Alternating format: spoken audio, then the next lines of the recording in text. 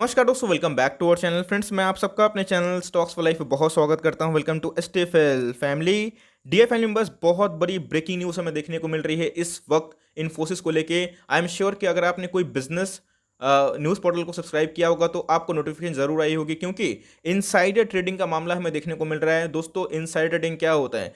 कुछ ऐसी ट्रेडिंग होती है जो कुछ इंडिविजुअल्स को, कुछ एंटिटीज को पता होती है और वो पहले रिजल्ट के पहले या फिर कोई भी कॉर्पोरेट एक्शन के पहले अपने पोजीशन को स्क्वायर ऑफ करते हैं या फिर पोजीशन बनाते हैं। तो इसको लेके बहुत बड़ी ब्रेकिंग न्यूज़ देखने को मिल रही है 2019-20 में। आई एम श्योर कि अगर आप मार्केट में उस समय एक्टिव थे, आपको अच्छे से पता होगा कि विसल ब्लोर का भी कंप्लेन हमें देखने को मिला था। तो इसी बीच में क्या इन्फोसिस का शेयर प्राइस खतरे में है या फिर नहीं है, सारा चीज़ दोस्तों क्रिस्टल क्लियर कर दूंगा। और इनसाइडर ट्रेडिंग होती क्या है और क्या न्यूज़ निकल के आ रही है, पूरा एकदम सॉल्व करने की कोशिश करूंगा अपने साइड से, जहां पे आपको कोई भी कंफ्यूजन ना रहे। और ये भी पता लगाने की कोशिश करूंगा कि इन्फोसिस के शेयर प्राइस में कल के दिन या फिर इस वीक में क्या कोई झटका लगने की उम्मीद है। चलिए, बहुत कुछ सीखने को मिलेगा। चैनल फर्स्ट टाइम होंगे, सब्सक्राइब कर सकते हैं इस तरह क्वालिटी कंटेंट को सबसे पहले एक्सेस करने के लिए। Now without delaying any for time, let's begin.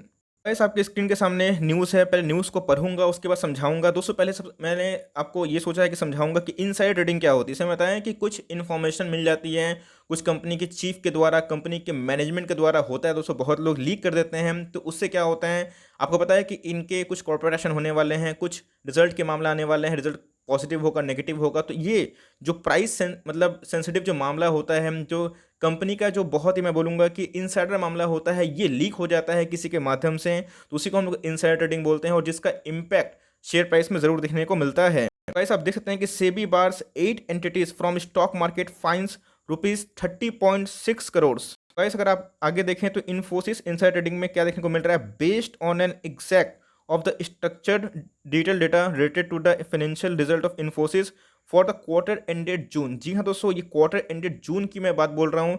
ऐसा नहीं है कि लाइक ये अभी का है। क्वार्टर एंडेड जून 2020 की मैं बात बोल रहा हूँ।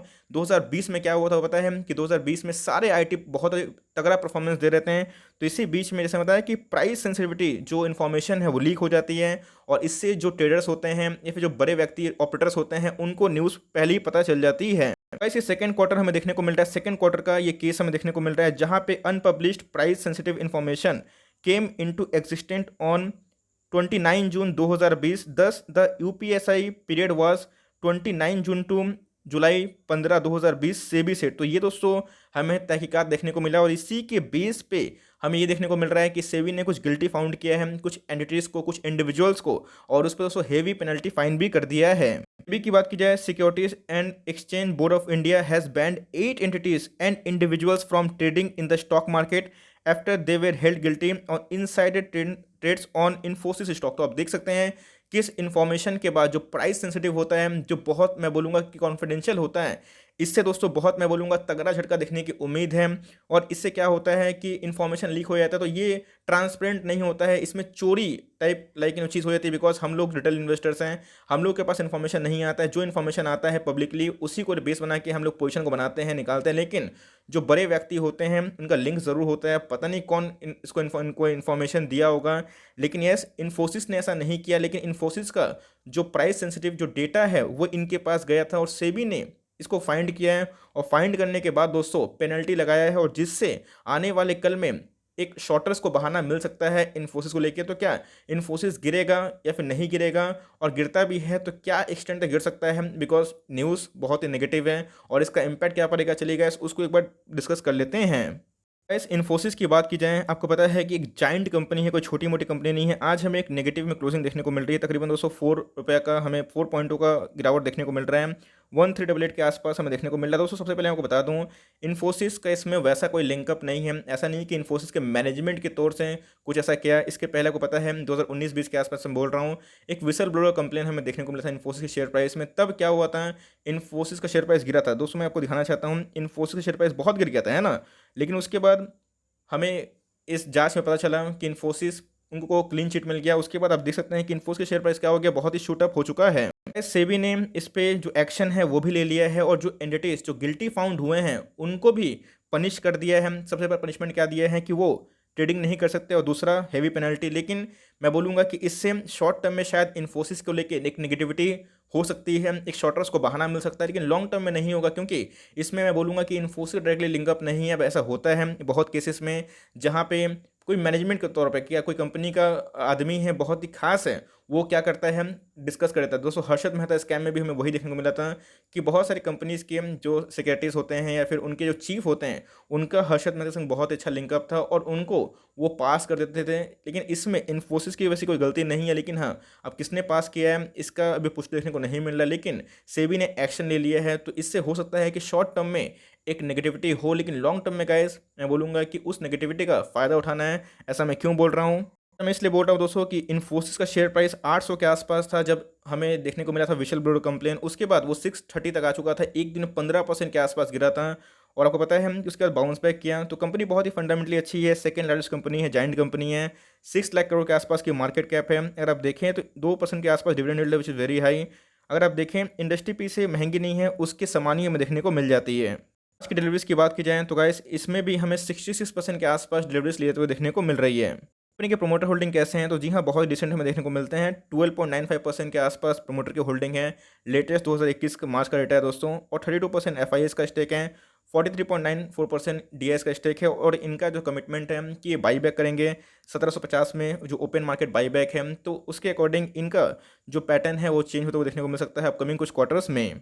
कंपनी खराब है? नहीं दोस्तों, कंपनी बिल्कुल भी खराब नहीं है। कंपनी के 2020-2021 में सेल्स देखें तो फंडामेंटल बहुत ही स्ट्रॉन्ग दिखाई पड़ते हैं। 1 लाख करोड़ के आसपास सेल्स करती है, कोई 1000 करोड़ नहीं दोस्तों, 1 लाख करोड़ का सेल्स करती है। कंपनी के प्रॉफिट की बात की जाए तो जी हाँ दोस्तों, हमें कंपनी के प्रॉफिट भी बहुत अच्छे देखने को मिलते हैं।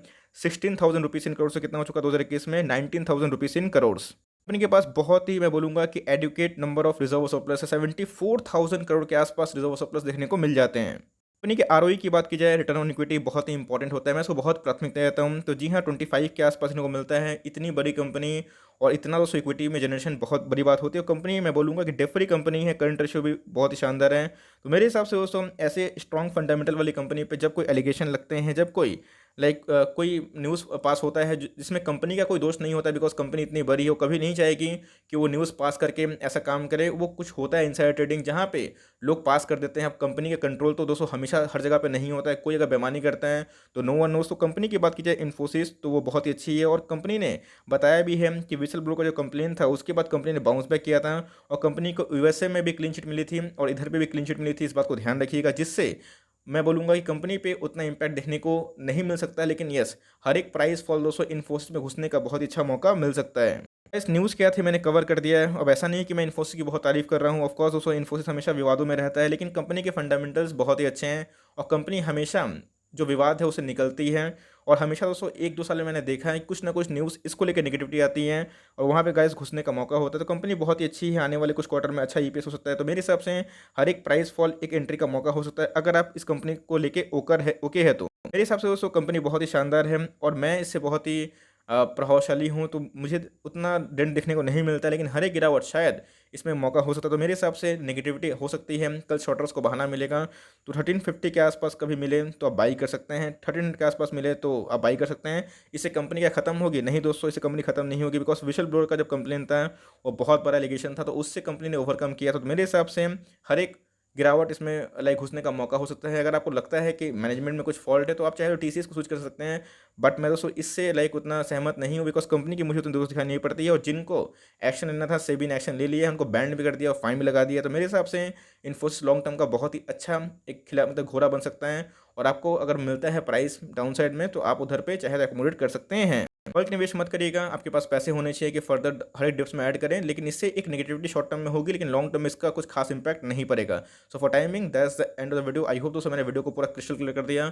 अभी कोई डाउट है कमेंट बॉक्स में जरूर ड्रॉप करें। अगर वीडियो अच्छी लगी तो लाइक कर देगा, चैनल फर्स्ट टाइम होंगे याद से सब्सक्राइब भी करना ना भूलिएगा। फर्दर कोई डाउट उसको ड्रॉप कर सकते हैं, कुछ तो का रिव्यू चाहिए उसका नाम भी ड्रॉप करना ना भूलें। I would love to make a video on your demand guys. मिलते हैं जल्दी ही, तब तक के लिए bye, thanks for listening friends, God bless you all.